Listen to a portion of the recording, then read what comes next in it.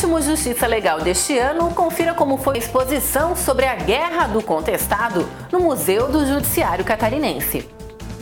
No quadro Entrevista, o juiz Sami Storch fala sobre o uso das constelações sistêmicas no âmbito do judiciário. E começamos com a posse dos novos desembargadores do Tribunal de Justiça de Santa Catarina. O Justiça Legal de hoje já está no ar. O presidente do Tribunal de Justiça de Santa Catarina, desembargador Torres Marques, comandou sessão solene para dar posse aos 8 novos magistrados da Corte Catarinense. É o projeto de transformação que nós já tínhamos em mente e estamos efetivando. O nosso Tribunal Pleno, de forma unânime, aprovou o projeto. A Augusta Assembleia Legislativa também nos honrou também com a aprovação. E a sociedade espera que nós cumpramos também com o nosso dever, aumentando o volume de julgamentos. Cria a estrutura necessária para uma jurisdição bem feita, onde a justiça possa ser mais rápida, portanto mais justa. Nós temos que dar as condições para que os poderes, especialmente o Judiciário e o Ministério Público, possam, nesse momento difícil por que passa o país, ter as plenas condições para realizarem rapidamente o seu trabalho. Os novos desembargadores são Odson Cardoso Filho, Gilberto Gomes de Oliveira, José Everaldo Silva, Vonei Celso Tomazini, Paulo Henrique Moritz Martins da Silva, Leopoldo Augusto Brigman, Júlio César Quinol e Vera Lúcia Ferreira Copete. É uma satisfação, uma grande alegria chegar no último degrau da nossa carreira, iniciada no particular há 27 anos atrás e que agora se conclui pelo menos nesse aspecto. Muita emoção, muita satisfação e, por que não dizer, muito honrado, porque teve um filho que chegou a essa situação, a essa posição, graças ao seu esforço, ao seu trabalho, à sua judicatura e, efetivamente, a um bom filho que eu sempre tive. Uma grande alegria, sem dúvida nenhuma, ao final da carreira, né? Então é uma luta de mais de 25 anos para chegar no tribunal e, com certeza, o nível de alegria é o máximo e, sem dúvida, é uma emoção muito grande. Estou muito feliz, satisfeito, foi uma vitória, é a carreira dele, 25 anos como juiz, então é muito tempo, muita dedicação, estou bastante feliz com a satisfação dele e com a vitória de chegar a esse cargo de desembargador. É alegria que o coroamento alcance final da carreira, né? Um momento em que a gente pode congratular com os amigos, com os colegas e alcançando o ápice e o término final de um trabalho de 27 anos, mais de 27 anos, podendo ter essa alegria então de atingir o topo da carreira. O sentimento é de muito orgulho, admiração pelo trabalho dele e é o ápice da carreira, né? Uma coisa com que todos sonham, né? Atingir. Então é o nosso orgulho. É uma sensação muito boa. Do ponto de vista da carreira, é o topo que nós atingimos de forma definitiva, nós que já estamos no tribunal como juízes de segundo grau. Muda pouco em termos de atividade judicante propriamente dito, mas há uma sensação, acho que de preenchimento na carreira, uma sensação boa de coroamento e uma sensação também de gratidão a todos aqueles que durante todos esses anos foram o suporte para que a gente chegasse até aqui. Os familiares, os amigos, os companheiros de toga, os amigos advogados, os amigos do Ministério Público. Olha, eu acho que é uma coisa muito bonita, muita alegria para mim, como mãe dele. E já tenho um filho desembargador, Ronaldo, e agora o segundo filho desembargador. Então isso me emociona bastante, mas também me alegra muito mesmo. A gente tem muito orgulho e muita admiração, fica muito contente por essa trajetória da carreira. Acho que o tribunal ganha com ele como desembargador. Dentre os 8 desembargadores empossados, 7 deles já ocupavam vagas de juiz de direito no tribunal, todos com mais de 25 anos de atuação na magistratura, com exceção da procuradora de justiça que trabalhou 36 anos no Ministério Público. Um sentimento de gratidão, um sentimento de alegria, de satisfação, depois de 26 anos no primeiro grau, trabalhando em diversas comarcas, passando pelo oeste, litoral, meio oeste, e agora, depois de 5 anos militando aqui no Tribunal de Justiça na condição de juiz de segundo grau, chega o coroamento, o ápice da carreira, como desembargador, e a gente fica muito satisfeito muito grato, né, por esta oportunidade e só pensamos aí em desempenhar o melhor possível essa nossa nova função. Sensação de complemento na vida profissional, né, com o apoio de todos, que foi principalmente da família, dos colegas de serviço, e agora prestar uma tutela judicial que já vinha sendo feito em segundo grau como juiz de segundo grau e agora como desembargador, numa sequência lógica da atividade, mas com a nomenclatura de nome modificada, mas com a atividade na mesma sequência de vida e de serviço.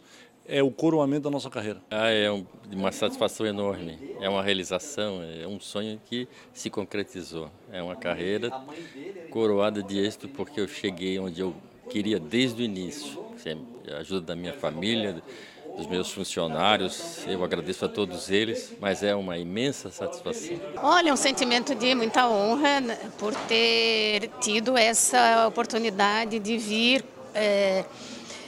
cumprir o 5º constitucional do Ministério Público, né, no Tribunal de Justiça, e espero poder honrar o tribunal a partir desta data. A partir dessa solenidade, passaram para 70 o número de desembargadores do Tribunal de Justiça de Santa Catarina. Antigamente, com os desembargadores substitutos, eles não tinham lotação.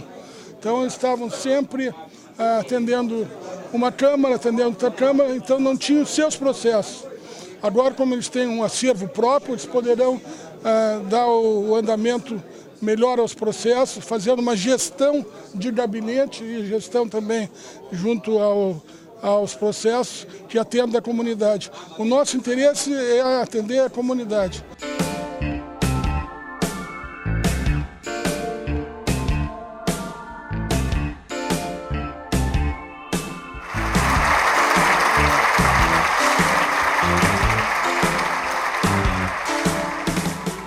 Entre outubro de 1912 e agosto de 1916, entre os estados do Paraná e Santa Catarina, 20 mil camponeses entraram em conflito com as forças militares.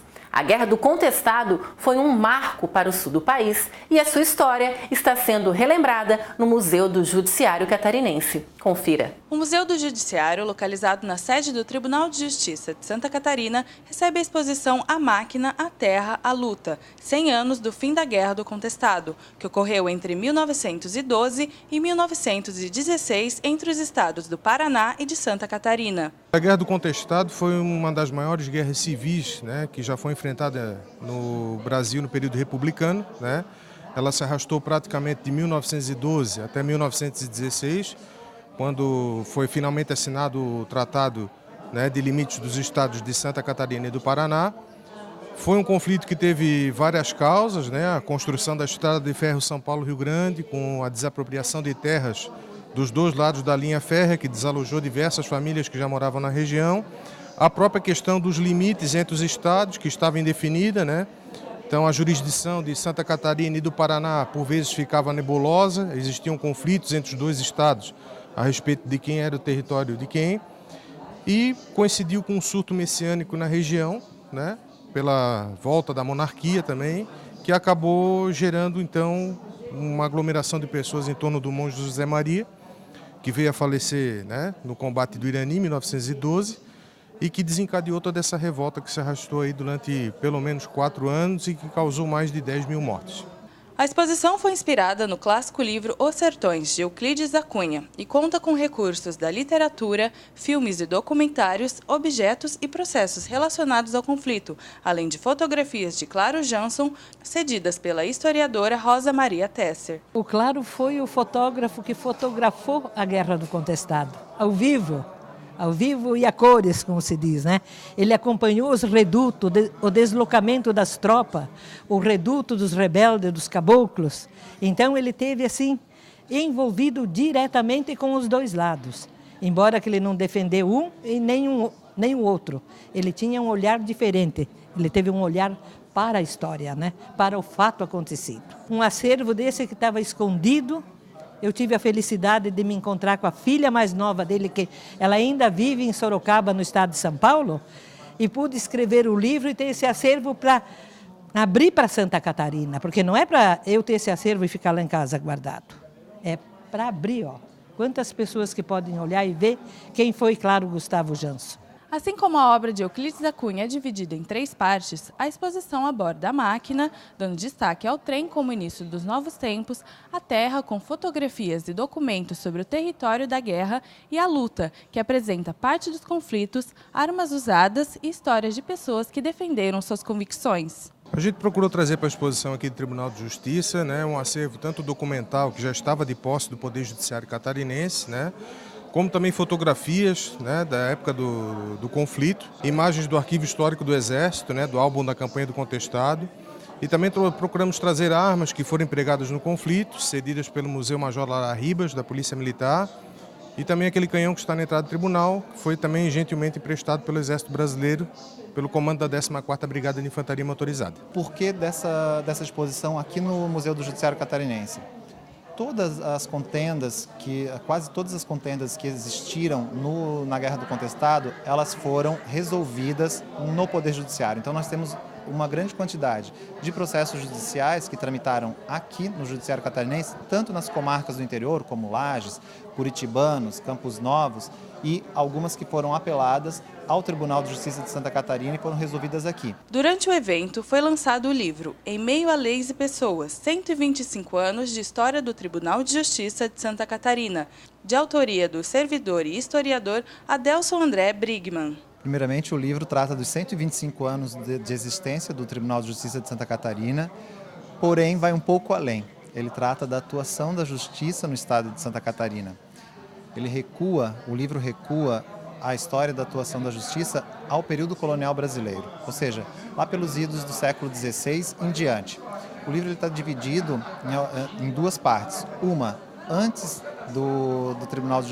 da existência do Tribunal de Justiça de Santa Catarina, ou seja, nos períodos colonial e imperial brasileiro, que são os 2 primeiros capítulos, e os 3 últimos capítulos que tratam da história dos 125 anos, né, do período republicano brasileiro. Este livro, ele conta e, de certa forma, reconta a história dos 125 anos do Poder Judiciário de Santa Catarina, a sua trajetória retilínea e ascendente. E eu digo que reconta porque ele não contém apenas os registros históricos, mas ele está permeado por uma série de entrevistas e depoimentos de ex-presidentes e servidores atuais e ex-servidores que, portanto, protagonizaram o dia a dia dessa história. Portanto, ele vem com esse diferencial. E também aproveitamos a oportunidade para lançar uma exposição comemorativa aos 100 anos da Guerra do Contestado, um outro evento de magna importância para a história Barriga Velha. Daqui a pouco, o juiz baiano Sami Storch fala sobre o uso das constelações sistêmicas no sistema judiciário. É logo após o intervalo. Até mais.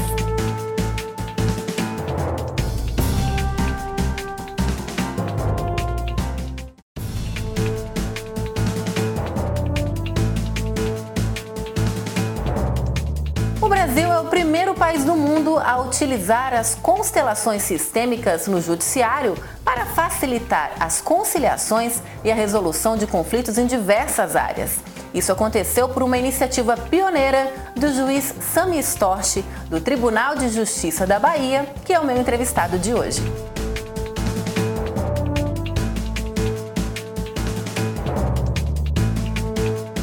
Juiz Sami Storch, o que é o direito sistêmico?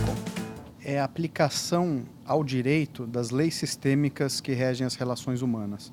São leis naturais, são ordens da vida que foram descobertas pelo alemão Bert Hellinger, né? Ele é o criador das constelações familiares e que tem uma influência nas relações humanas e que, quando elas são consideradas na aplicação da lei, na interpretação, também na elaboração da lei, elas geram mais paz, mais harmonia, elas permitem que seja incluído quem necessita ser incluído, que seja visto quem precisa ser visto, e assim para o trabalho dos profissionais do direito poder gerar um resultado de mais paz, de mais harmonia nas relações humanas. E as constelações familiares, como elas podem ser utilizadas no direito? As constelações familiares foram criadas por Bert Hellinger, né, através de uma abordagem fenomenológica, onde colocamos representantes para os membros de uma família e esses representantes se conectam através de um campo, né? E esse campo traz informações sobre as origens das questões que as pessoas vivem. Então, através das constelações, dessa dinâmica com representantes, nós podemos ver aquilo que está oculto, aquilo que está por trás da questão atual.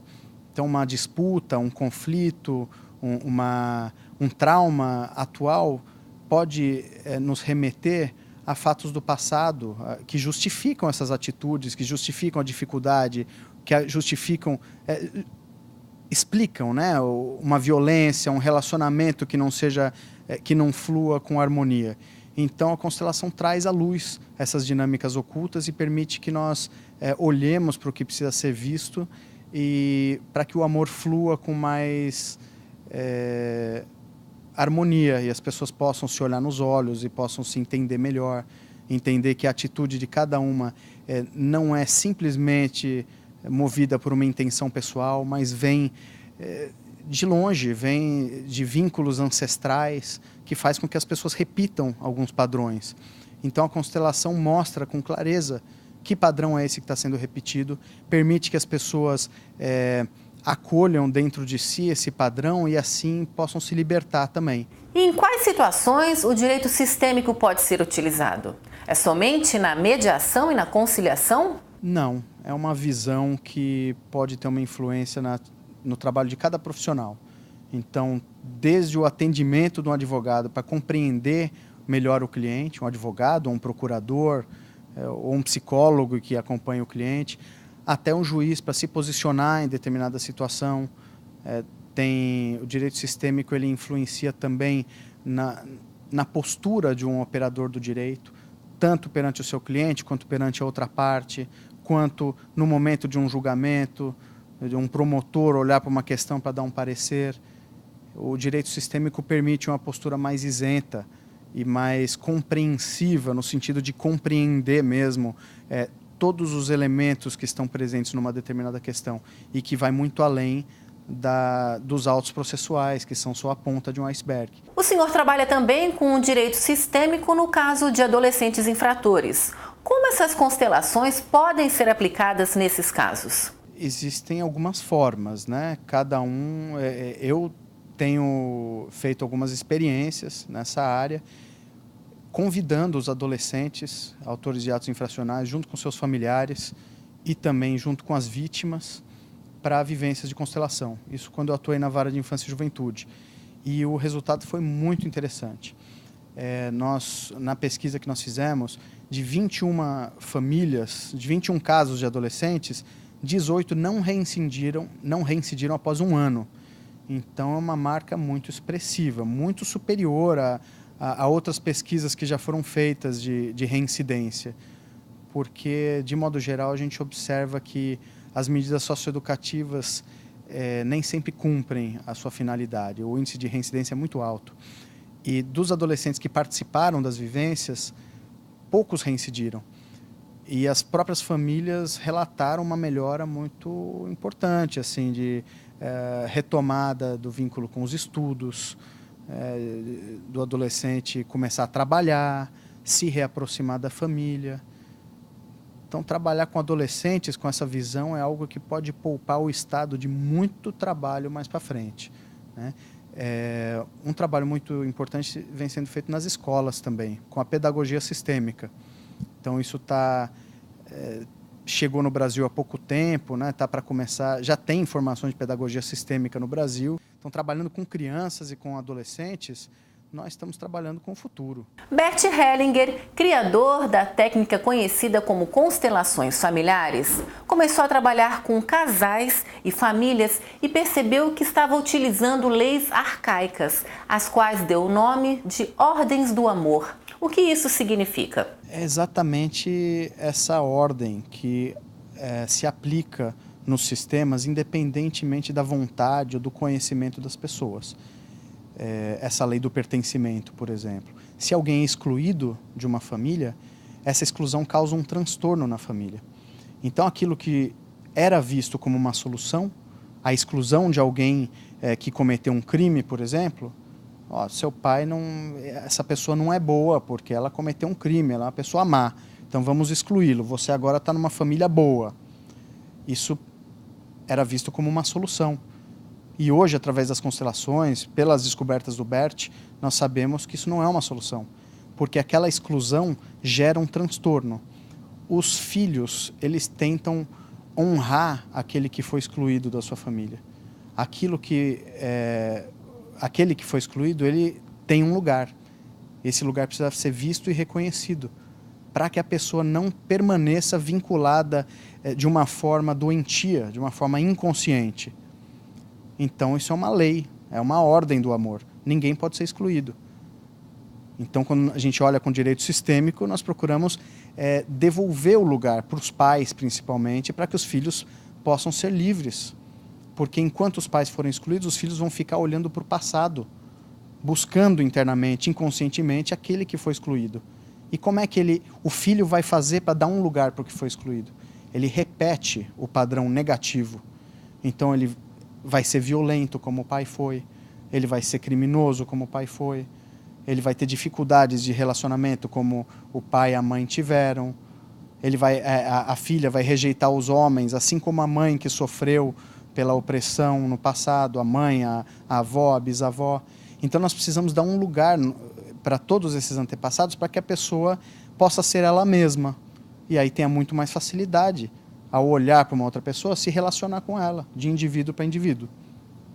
Então as ordens do amor, eu falei de uma, mas existe também uma hierarquia, uma ordem de precedência que precisa ser respeitada entre pais e filhos, entre irmãos, entre pessoas que ajudaram na sobrevivência da família e que vieram primeiro, um primeiro relacionamento do pai, um primeiro relacionamento da mãe que não deu certo, algum filho que veio antes, mas que não pôde sobreviver por algum motivo. Então tudo isso pertence. E essa hierarquia também precisa ser honrada. Também é uma lei, independente do que diga a lei material. Existe um equilíbrio nas relações entre o dar e o receber. Se a relação não tiver em equilíbrio, a relação não vai prosperar e pode causar outros transtornos. Se o equilíbrio não for restabelecido na aplicação da lei pelos operadores do direito, esse desequilíbrio pode se refletir em relações futuras dos próprios filhos, por exemplo. Então essas são as ordens do amor das quais o Bert Hellinger fala e como elas influenciam no nosso trabalho no direito. E como aconteceu o convite de Bert Hellinger para a sua apresentação na Alemanha em 2015, sobre o trabalho que o senhor desenvolveu sobre as constelações familiares no campo da justiça e do direito? Eu comecei a aplicar as constelações no meu trabalho aqui na Vara de Família, na comarca de Castro Alves, na Bahia. Isso gerou um movimento na comunidade muito interessante. Nós fizemos algumas estatísticas nos processos e os acordos tiveram índices inéditos, assim, muito surpreendentes. A comunidade gostou muito. E aí chamou a atenção da imprensa. E aí começaram a ter algumas reportagens da imprensa. E o CNJ publicou também uma reportagem muito bonita sobre o trabalho que nós fizemos na época. E aí uma pessoa mostrou aquilo para o Bert. E aí ele ficou muito impressionado por ver o resultado do trabalho dele, né, no âmbito judicial, que isso não tinha sido feito ainda. Ele mesmo percebeu, uau, né, que bonito. E aí ele me convidou para falar dessa experiência lá na Alemanha. E a partir dali, eu já conhecia ele já tinha me constelado num treinamento, eu já tinha participado de alguns treinamentos com ele. Mas a partir de então a gente se aproximou mais. A Sophie Hellinger, né, mulher dele, que dirige a escola Hellinger também. E aí eles abraçaram, né, como um resultado do trabalho deles próprios, né? E eu me sinto muito honrado de poder dar esse seguimento ao trabalho tão maravilhoso do Bert Hellinger. E aí hoje nós estamos juntos, me convidaram para fazer uma pós-graduação em Direito Sistêmico no Brasil, é a primeira pós-graduação do mundo nessa área, com professores da Escola Hellinger da Alemanha, professores da CUDEC do México, comigo e outros professores residentes no Brasil também. Então, é uma uma alegria, uma honra estar assim, dando continuidade a esse trabalho. O senhor está desenvolvendo uma tese de doutorado que fala sobre a resolução de conflitos através do direito sistêmico. Sobre o que a sua pesquisa trata? É sobre esse tema que eu falei. No âmbito do doutorado ainda não tem uma tese com esse tema. Já tem alguns TCCs, algumas monografias de graduação e até de pós-graduação lato sensu. Mas eu quis aprofundar o estudo no tema, né? Eu comecei a pesquisa no âmbito da minha vara, da minha comarca, e a tese é sobre isso, esse estudo, sobre os efeitos, sobre as possibilidades, os potenciais das constelações, os impactos que isso pode ter nas leis e na interpretação e na aplicação das leis. Esse é o tema que eu estou estudando e desenvolvendo. E para os magistrados que ainda não conhecem ou não trabalham com direito sistêmico, como esse trabalho poderia ser feito? Por enquanto, existe pouco material escrito especificamente sobre direito sistêmico. Nós estamos começando. Eu já publiquei alguns artigos e outras pessoas também já publicaram, mas são poucos. Mas a obra principal é do Bert Hellinger. O direito sistêmico está contido na obra do Bert Hellinger. Então, estudando os livros do Bert, nós começamos a perceber onde é que as leis sistêmicas influenciam e podem ajudar a nossa atividade, né?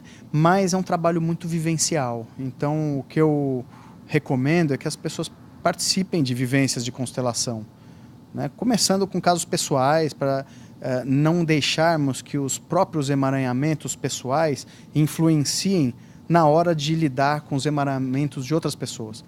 Emaranhamento é o termo que o próprio Bert usa, é aquilo que fica emaranhado do passado da família, de gerações anteriores que não foi bem resolvido e que em cada geração se repete com diferentes formas, mas devido a uma origem, a uma desordem ocorrida no passado. Então, as pessoas trazem consigo emaranhamentos do passado. E o profissional que queira realmente ajudar, ele precisa estar livre dos próprios emaranhamentos para não se emaranhar junto. Então, a pessoa que se envolve muito com as questões profissionais, ela encontra um limite. Ela não consegue ajudar a partir dali, porque ela se identifica. Isso acontece com o terapeuta e acontece com advogado e acontece com o juiz também. Quando a pessoa se identifica muito com uma das partes, ou mesmo com a vítima, que é o mais comum, que talvez também tenha um lado em comum com o agressor, mas a pessoa que se identifica, ela não consegue olhar com isenção. Então, o trabalho pessoal com constelações é fundamental para a pessoa estar mais disponível, estar mais pronta para olhar com isenção e para enxergar o todo nesse trabalho que pressupõe a inclusão de todos. Então, nós precisamos olhar com inclusão, o que não significa passar a mão na cabeça, não significa anistiar, dizer que não é preciso uma atuação estatal, limites para as pessoas. É preciso, mas é preciso olhar com isenção. É preciso olhar de forma desapaixonada para que todos tenham o seu lugar. Cada um no seu lugar fique em paz e tem força. Juiz Sami Storch, muito obrigada pela sua entrevista. Muito honrado por poder dar essa entrevista para vocês. Esse último Justiça Legal do ano fica por aqui. Que o seu 2017 seja maravilhoso. A gente se vê. Até mais.